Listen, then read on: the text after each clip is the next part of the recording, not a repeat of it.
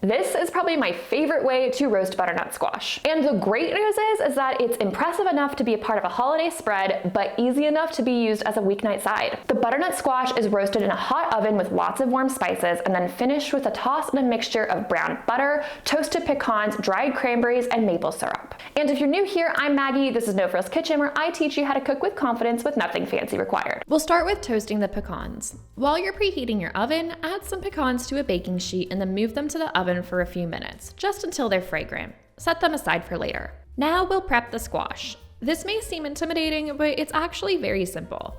All you need to do is peel the squash with a vegetable peeler. Once all the peel is removed, carefully split it in half lengthwise. Then, using a sturdy spoon, scoop out the seeds. This step is a little bit nostalgic for me because it reminds me of carving pumpkins at Halloween when I was a kid. Give this video a thumbs up if you agree with me. Once the seeds are removed, cut the squash into slices and add them into a mixing bowl. Now we're going to start cooking. First off, we need to melt the butter in a small saucepan.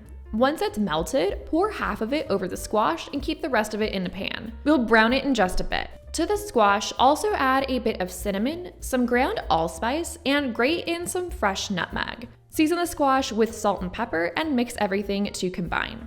Spread it over a parchment-lined baking sheet.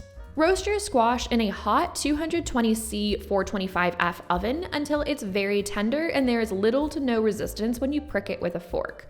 About 20 to 25 minutes. You'll notice that the squash is very golden brown and smells fantastic once it's done.